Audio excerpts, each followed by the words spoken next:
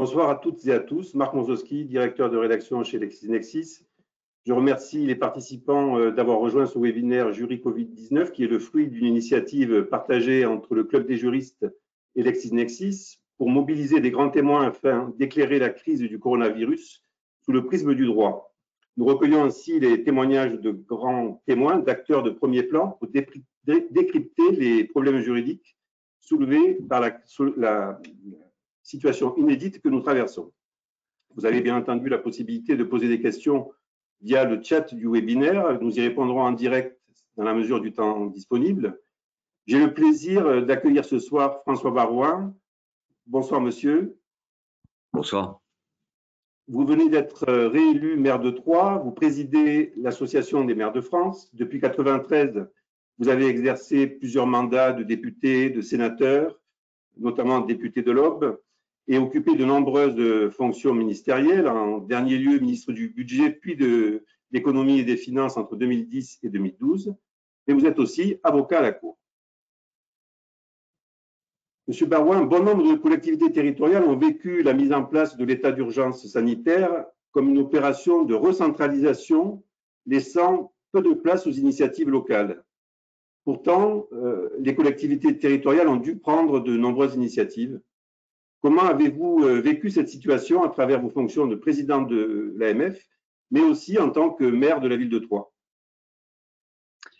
D'abord, merci pour l'initiative et je salue tous ceux qui sont sur le call.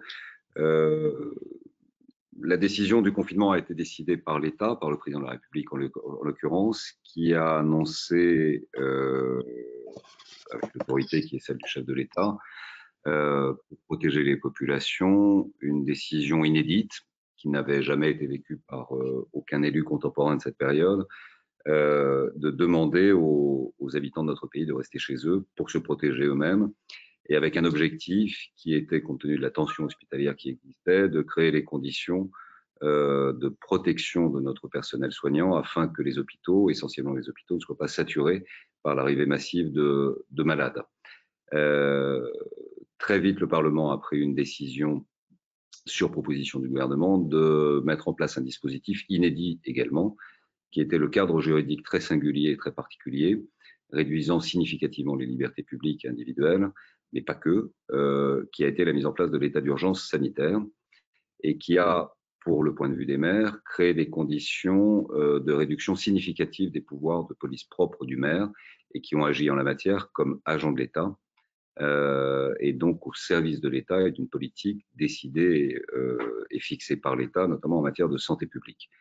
Pour autant, le constat a été vite effectué que la logique du ministère de la Santé étant une logique qui se respecte parfaitement et pleinement, qui a été d'accompagner le plus possible les personnels soignants dans les hôpitaux, la priorité, au regard de la pénurie des masques étant absolument patente dans tous les territoires, a été d'affecter ces masques au personnel soignant des hôpitaux, de telle sorte que la médecine de ville, les infirmières, les sages-femmes, les personnels soignants, le médico-social, les accompagnants dans les aides à domicile en milieu rural ou d'autres personnalités acteurs du médico-social se sont retrouvés sans la possibilité de se protéger eux-mêmes à travers la disposition et la mise à disposition de ces masques.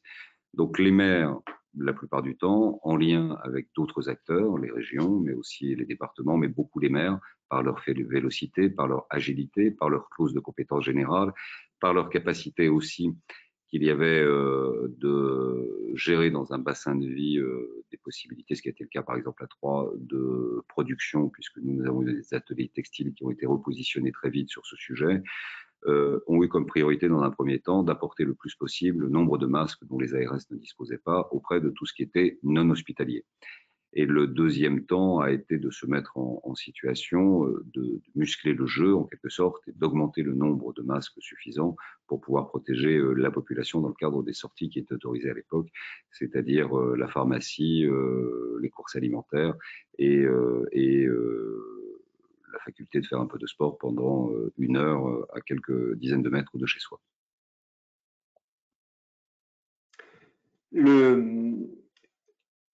Cette opération de déconfinement qui a débuté le 11 mai est désormais entrée dans sa deuxième phase. Est-ce que vous avez déjà des impressions sur la manière dont ce déconfinement se déroule sur le terrain? Alors, contrairement au confinement qui a été décrété par l'État, le déconfinement a été une doctrine qui a entendu un message qu'on a porté depuis le début de la crise, c'est-à-dire la volonté de redonner du pouvoir aux préfets de département et du pouvoir notamment sur les administrations décentralisées des ministères, donc de redonner le plus possible au coin de la rue et au dernier kilomètre cette problématique d'avoir un représentant de l'État qui avait la possibilité de dire c'est comme ça que ça marche. Les maires, eux, ont une responsabilité tout à fait élevée en la matière, puisque une bonne partie du déconfinement, dans tout ce qui concerne les établissements qui reçoivent du public, naturellement les écoles, mais aussi les complexes sportifs, le cadre général de la gestion des terrasses aux côtés des restaurateurs, les espaces verts, les lieux publics, enfin bref, la responsabilité du maire est absolument pleine et entière sur tout ce qui concerne le quotidien et ce coin de la rue que j'évoquais. Et donc, la demande de ce qui est appelé aujourd'hui couramment le couple préfet-maire est une revendication des maires depuis le début de la crise. Nous avons très vite identifié que le problème de la gestion de cette crise était un problème de logistique, que le ministère de la Santé est un ministère qui fonctionne en silo, qui s'appuie sur des ARS qui sont très loin des élus, que l'on connaît d'ailleurs assez peu, il faut dire les choses, que les préfets eux-mêmes dans les départements ont du mal à appréhender et que cette logistique aurait été, de notre point de vue, mieux gérée par le ministère de l'Intérieur, puisque c'est sa mission, c'est son rôle, qu'il aurait fallu certainement recréer le Conseil national de la sécurité civile et sûrement de s'appuyer sur les zones de défense militaire pour pouvoir s'appuyer justement sur les militaires, comme l'avait souhaité le chef de l'État, pour notamment la distribution des masques. Mais tout ça a été derrière.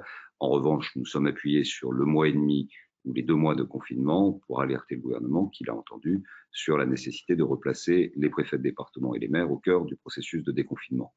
Donc le déconfinement sur les écoles, qui a été la première étape décidée pour permettre aux parents progressivement de reprendre le chemin du travail, a été difficile. On a eu des débats sur la responsabilité, puisque nous sommes dans un cadre de réflexion juridique, et qu'il faut comprendre pour une raison simple, c'est que l'État, l'éducation est nationale dans notre pays, elle n'est pas municipale, et donc l'État a une responsabilité sur un certain nombre d'effectifs. Les directeurs d'école ne sont pas des agents de la ville. En revanche, les bâtis sont de la responsabilité de la ville. La cour de récréation est de la responsabilité de la ville. Le couloir pour aller aux toilettes est de la responsabilité de la ville. Tout ce qui est bâti est de la responsabilité de la ville. Mais l'État nous a demandé, compte tenu du caractère très singulier des mesures sanitaires indispensables, du cadre d'investissement avec la mise à disposition des gels, du fait que les bâtiments étaient un peu incompatibles avec ce qui était demandé, la largeur des couloirs ou ce genre de choses, sont des sujets qui nous ont amenés à demander un renforcement de la protection sur l'affaire du Covid et dans le cadre de l'état d'urgence sanitaire qui doit se terminer normalement le 10 juillet, pour que les maires aient une responsabilité dégagée. Elle était exorbitante du droit commun, comme on dit, en la matière, et le Parlement a fait un travail à peu près stabilisé qui confortait les textes précédents. Le début du déconfinement s'est passé de manière relativement organisée, mais avec un facteur qui est un facteur psychologique et très humain, car cette crise est d'abord et avant tout très humaine, profondément psychologique. Ça a été la peur des parents de ramener leurs enfants à l'école. C'est pour ça que les 15 premiers jours, très peu d'enfants sont retournés à l'école, avec une situation d'ailleurs assez spectaculaire où dans quelques classes, vous aviez 2-3 enfants par classe, avec un regard hagard, ce qui soulignait d'ailleurs la nécessité de remettre ces enfants à l'école, mais aussi de tenir compte de la peur des parents, de la peur de récupérer leurs enfants avec éventuellement le virus. Tout cela, je ne dis pas se normalise, mais s'installe dans la durée avec une amélioration au jour le jour. On a quand même un rendez-vous la semaine prochaine avec un nombre plus important d'enfants à accueillir. Et là, c'est des problèmes d'effectifs, c'est des problèmes d'accompagnement. Et on a des problèmes également de financement, puisque l'État nous demande d'intervenir sur un temps qui est le sien, dans une organisation pour laquelle nous n'avons pas toujours les effectifs, c'est le fameux 2S2C, et avec un financement qui est moitié moins que ce que ça représentera comme coût pour la collectivité locale concernée. Donc on a encore quelques sujets devant nous. Pour le reste, les mesures annoncées sur le suivi du déconfinement, il y a une vraie volonté évidemment que la vie reprenne un peu partout. Il y a un vrai désir d'accompagner nos agents économiques de la vie la plus festive et la plus agréable. On pense aux restaurateurs, on pense aux bars, mais ce sont des contraintes sanitaires. C'est un modèle économique qui est en danger et il va falloir aussi prendre des mesures avec un coût pour les finances locales qui ne sera pas neutre pour permettre à un maximum de restaurateurs de passer le cap des conséquences du Covid. Sur l'organisation au plan territorial, vous évoquiez la création d'un centre de décision autour du préfet. On a aussi, dans le même ordre d'idée, la création récente de l'Agence nationale de cohésion des territoires, qui en fait est entrée en fonction là au 1er janvier 2020. La circulaire vient à peine de paraître. Est-ce que vous pensez que cette nouvelle agence, donc qui sera sur le terrain pour accompagner les collectivités territoriales, peut jouer un rôle clé dans les mois qui viennent pour accompagner les collectivités? Alors à l'origine, l'idée de la création d'une agence est une idée de l'Association des maires de France que j'ai portée en ma qualité de président, mais dont l'idée était de dire il y a eu l'ANRU qui a bien marché, c'est-à-dire qu'on a doté budgétairement une agence nationale de renouvellement urbain, et avec cette dotation budgétaire a permis d'accompagner à peu près tous les territoires dans la rénovation des quartiers. Des destructions de tours, une résidentialisation, un aménagement et une présence de services publics plus importants, une dimension environnementale, moins de concentration humaine, une meilleure répartition dans les territoires à dominante urbaine. Ça avait bien marché. Et donc l'idée, c'était de dire on va faire la même chose pour la partie rurale. Je rappelle que près de la moitié plus de la moitié de la population française vit dans des communes de moins de 10 000 habitants. Et vous avez plus de 35% de la population française qui vit dans des communes de moins de 2500 habitants. Notre idée à l'origine était d'avoir un ANRU, en quelque sorte, pour la ruralité. L'Agence nationale de cohésion des territoires a repris cette idée, mais comme souvent, comme toujours, ça devient un objet particulier qui est plus de l'accompagnement de l'ingénierie au service des territoires qu'un acteur à part entière de l'aménagement du territoire ou de la réponse apportée par l'État sous la forme d'une agence aux problématiques du Covid. La réalité, c'est que les maires ont montré une fois de plus, comme au moment des Gilets jaunes, qui sont les acteurs de la tenue du pacte républicain, qui sont au fond les seuls à avoir cette équation si singulière et si particulière d'écoute de proximité et de confiance.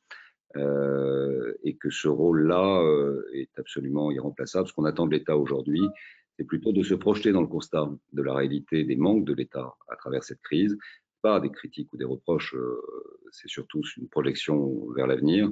Nous portons, et je porte depuis de nombreuses années, une grande ambition d'une nouvelle réforme qui est vraiment quelque chose de profondément ancré en conviction de la part de tous les élus, quelle que soit leur sensibilité d'ailleurs, d'une nouvelle ambition en matière de liberté locale. Et il faut que nous récupérions aujourd'hui des compétences. C'est pas l'Agence nationale de cohésion des territoires qui va faire ce travail.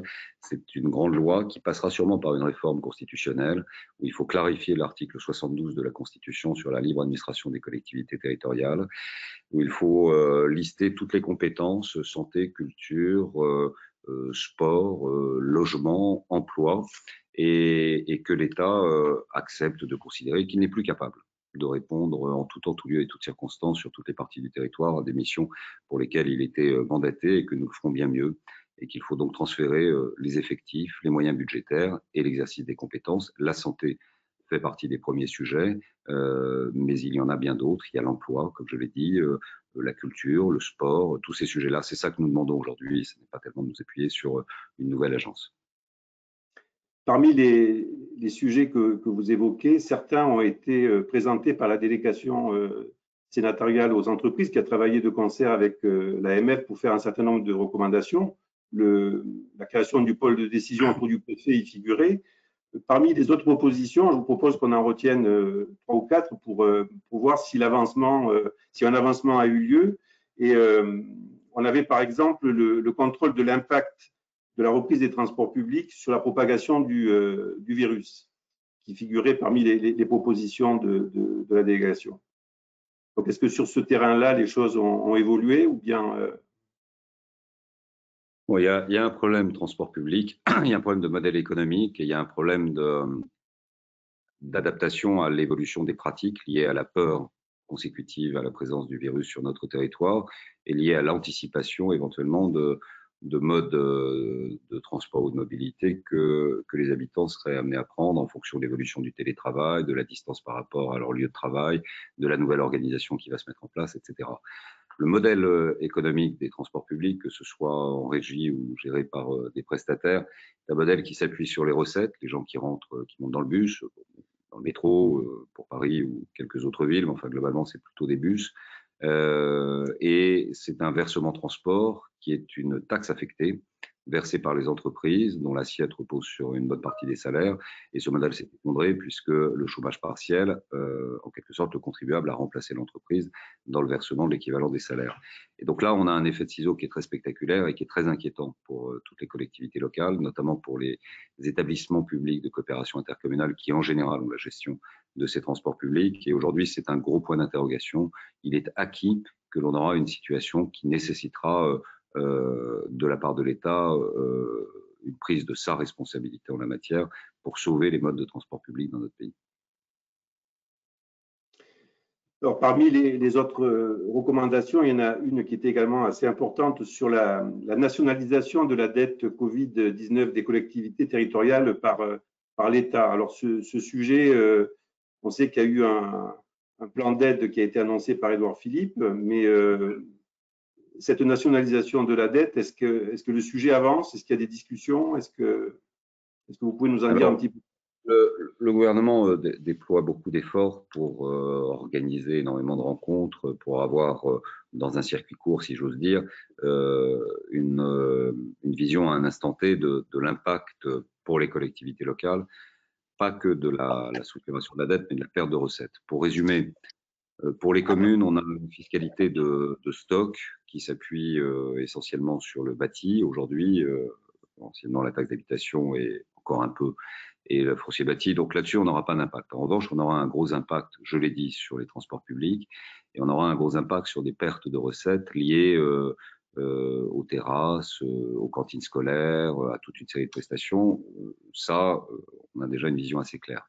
Les intercommunalités, elles, ont une fiscalité de flux, donc ce sont des impôts de production payés par les entreprises. Et là, on y verra plus clair dans quelques mois, puisque ce sont des impôts qui sont payés avec un décalage d'un an. Et là, il est évident qu'il y aura un impact sur la CVAE, sur la CFE et sur la CET. Les départements, eux, sont très impactés par le blocage de l'immobilier, puisqu'on a une chute libre des DMTO, les droits de mutation à titre onéreux, qui sont de l'ordre de 4 milliards dès à présent. Et je rappelle que les départements ont perdu leur autonomie fiscale avec cette néfaste réforme de la taxe d'habitation, puisqu'ils ont donné aux communes le foncier ou la part du foncier bâti qui était allouée aux recettes des collectivités départementales, et pour le remplacer par la TVA, en expliquant que ça allait être mieux. Et on a vu dès la première année qu'avec une crise comme celle-ci, un blocage de l'activité économique, il y a un blocage de la consommation. Et il n'est pas douteux que la consommation différée ne sera pas équivalente à la perte des recettes pour les départements.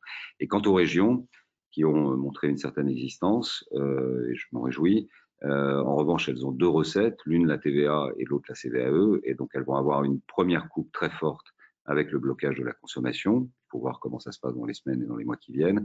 Et il y aura un effet retour très puissant avec la CVAE, qui elle sera dans un an. Et donc on estime, selon les chiffres, que l'on sera autour quand même de 15 milliards. C'est-à-dire à quelques milliards près, l'équivalent d'un point de PIB, de l'impact à l'échelle d'une année, si on résume, l'impact de la crise sur les finances des collectivités locales. Donc notre revendication est assez logique. L'État a décidé, et c'est sa responsabilité, il n'y a pas de débat là-dessus, de confiner, c'est-à-dire de bloquer l'économie pour protéger les populations. Et c'était un choix qui ne souffre pas de contestation, mais l'État doit accompagner dans cet exercice de responsabilité les collectivités locales. Et le meilleur moyen, c'est une nationalisation, pas de la dette, c'est une nationalisation des pertes de recettes estimées au point de départ de l'annonce du confinement du président de la République, c'est-à-dire l'opération démarre le 17 mars, jusqu'à la fin des comptes, au moins l'exercice N+1, qui permettrait à l'État, dans sa négociation avec ses partenaires européens, de considérer que toutes administrations publiques locales confondues avec la sécurité sociale plus l'État, il y a un bloc de négociation d'une dette qui représentera 15, 17, 18, 20% peut-être, on ne sait pas, de la part de dette rapportée au PIB et qui doit faire l'objet d'une négociation européenne. C'est-à-dire qu'est-ce que l'on fait de cette dette Covid ? À quel niveau on la traite, de mon point de vue au niveau européen? Quelle forme doit-elle prendre? S'il y a un accord avec les pays du Nord pour la mutualiser, pourquoi pas? J'ai du mal à y croire. S'il y a un accord pour que la Banque centrale ou le mécanisme européen de stabilité, dont c'est peut-être la mission, émette une sorte de dette perpétuelle gagée sur l'éternité avec des taux d'intérêt qui soient suffisamment attractifs pour que les investisseurs continuent de prêter l'argent aux pays les plus en difficulté, essentiellement l'Italie et l'Espagne. Enfin, la France va arriver à 120 points de PIB. On en aura besoin de soutien et de solidarité. C'est donc aussi un test européen et c'est un challenge intéressant, me semble-t-il, pour le président de la République. Merci pour ces précisions. Nous avons un projet de loi dans les tuyaux qu'on appelle le projet de loi 3D, décentralisation, différenciation et déconcentration, qui n'a pas encore été déposé, mais qui avait été, je crois, prévu au Conseil des ministres, mais pas effectivement présenté. Est-ce que la crise sanitaire va avoir une incidence sur le contenu de ce projet de loi? Le calendrier, ça me paraît évident, mais est-ce que son contenu pourrait évoluer? Et dans le même temps, avec cette question qui concerne l'élaboration de la norme, une CMP s'est réunie là sur le texte en discussion sur les diverses dispositions urgentes en matière de résolution des problèmes liés à la crise sanitaire. Ce texte prévoyait un nombre très élevé d'ordonnances, je crois qu'on était à plus de 40. Finalement, la CMP a réussi à réintégrer dans la loi un certain nombre de dispositions pour contenir le niveau des ordonnances à 8. Je voulais, en vous disant ceci, évoquer le risque en période d'état d'urgence de recours trop fréquent à l'ordonnance. Finalement, on voit que les parlementaires, là, ont réussi à freiner finalement l'élan du gouvernement sur la gestion par voie d'ordonnance. Est-ce que vous pensez que voilà, le Parlement, finalement, a retrouvé une certaine initiative? On n'avait pas vu beaucoup de textes adoptés dans le cadre d'une CMP avec un consensus Assemblée nationale, Sénat. Là, on l'a vu plus souvent. Et ce dernier texte en est vraiment une illustration assez éloquente. Donc voilà, les deux sujets ne sont pas directement liés, mais dans la construction de la norme, je pense qu'il y a quelque chose d'intéressant à relever. Oui, si vous me le permettez, c'est deux sujets je dirais, d'inégale valeur, mais qui sont intéressants à creuser. Sur le projet 3D, on est très très loin du compte. Je rappelle que ce projet avait été annoncé en conclusion du grand débat par le président de la République, qui est une revendication de territoires unis que nous avons créé avec Hervé Morin et Dominique Bussereau, contre l'État centralisé, fonctionnant en silo et étant devenu totalement impuissant. Ça fait des années et des années que, comme président des maires de France, je porte face à François Hollande à l'époque et aujourd'hui Emmanuel Macron, un discours de décentralisation lié au fond à une impasse qui est la gestion des finances publiques et le fait que l'État ne respecte pas sa parole dans ce transfert de l'argent qu'il doit aux collectivités locales à travers cette problématique de dotation. Juste pour vous donner une idée, le chiffre que je vous ai donné sur la perte de recettes autour de 15 milliards global pour les collectivités locales, c'est exactement ce qui nous a été retiré à travers la dotation globale de fonctionnement, la fameuse DGF, que l'État doit aux collectivités locales, mais que de manière unilatérale et sans aucune discussion, il a décidé de supprimer au cours de ces 4 dernières années. Pour mémoire, ça a eu un impact de plus de 20%, 20-25% selon les périodes, en moins d'investissements publics portés par les collectivités locales au cours de ces 5 dernières années. C'est donc considérable. Quand l'État prend ce type de décision, il y a des conséquences en chaîne, et derrière, c'est l'investissement local. C'est de la commande publique, c'est de l'investissement, c'est le BTP, c'est l'artisanat, c'est les filières amont et aval, et donc ça se chiffre en plusieurs milliers d'emplois. Donc ce sont des décisions qui sont très lourdes et que nous contestons. Et le texte 3D, honnêtement, est très, très en deçà de la main par rapport à ce qu'a révélé la crise sociale des Gilets jaunes et par rapport aux besoins d'investissement dans nos territoires portés par les collectivités locales avec une aspiration à beaucoup plus de liberté. On ne peut plus aujourd'hui considérer qu'on fonctionne, et la crise l'a montré, de la même manière à Paris, à Lyon, à Marseille, à Bordeaux, ou que l'on vive dans une commune de 2000 habitants ou d'un peu moins, d'un village dans l'Aube, et encore l'Aube est dans le grand bassin parisien, donc n'est pas mal desservi, mais enfin on n'a pas de train électrique, on n'a pas d'électrification, on n'a pas de DGV, donc on a aussi nos handicaps. Mais je pourrais prendre des exemples plus spectaculaires, comme la Creuse, comme la Corrèze, comme la Haute-Vienne. À partir du moment où vous rentrez dans le bassin du Massif central, vous avez des préoccupations qui sont d'une autre nature et des besoins d'une autre nature. Donc il faut une grande loi de liberté locale. On travaille avec le Sénat qui fait un remarquable travail sous l'autorité de Philippe Bas et de Gérard Larcher et de M. Darnaud, le sénateur Mathieu Darnaud, qui a une bonne vision. On formulera sûrement des propositions au cours de la première quinzaine de juillet sur ce sujet et qui n'aura strictement rien à voir sur ce qui est proposé. D'abord, décentralisation, il faut parler aujourd'hui liberté locale. Le besoin est un besoin de liberté et d'intelligence. L'État doit accepter son constat d'impuissance et libérer des compétences, des moyens, des effectifs. Ça s'est fait par le passé. Le président Mitterrand avait engagé le processus sur une idée qui était très simple. Il avait fallu plusieurs siècles pour construire la France telle qu'elle est autour d'un État centralisé. Eh bien, pour poursuivre sa construction et conserver son unité, il faudra quelques années pour désormais décentraliser. C'était ça le point dur de la réflexion de Mitterrand en 82 quand il est arrivé au pouvoir et qu'il avait pris cet engagement. La loi étant portée par Gaston Defferre à l'époque, ministre de l'Intérieur, et qui connaissait bien les sujets, il était de Marseille. Ensuite, Jacques Chirac et Jean-Pierre Raffarin ont modifié notre loi fondamentale en inscrivant dans notre Constitution le fait que la République était décentralisée. À présent, il faut lui donner du sens, observer les garanties, comme je l'évoquais, sur l'article 72 de la Constitution, puisque c'est le club des juristes que j'aime beaucoup, qui doit s'atteler à cela pour ceux qui s'intéressent à la question des collectivités locales, c'est-à-dire garantir notre autonomie fiscale, notre autonomie financière et notre capacité de définir librement, dans le cadre des clauses de compétence générale pour les maires, ce qui est bon pour un territoire ou ce qui ne l'est pas. Et donc la décentralisation, elle doit aller bien au-delà de ce qui est proposé. Sur la déconcentration, la position que nous avons portée pendant la crise doit être celle qui doit être suivie. La déconcentration, c'est l'État qui donne plus de moyens dans les services des départements. Et là, il faut redonner du pouvoir aux préfets des départements.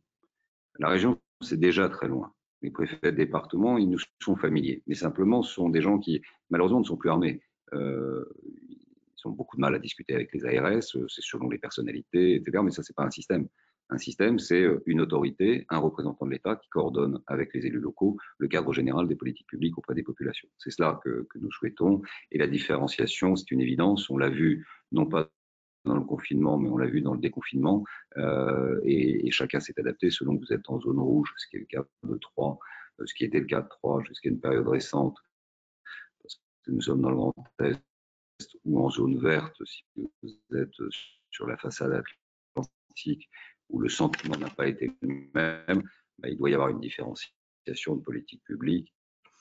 La crise doit amener effectivement à aller beaucoup plus rapidement et beaucoup plus profondément sur ce chemin-là.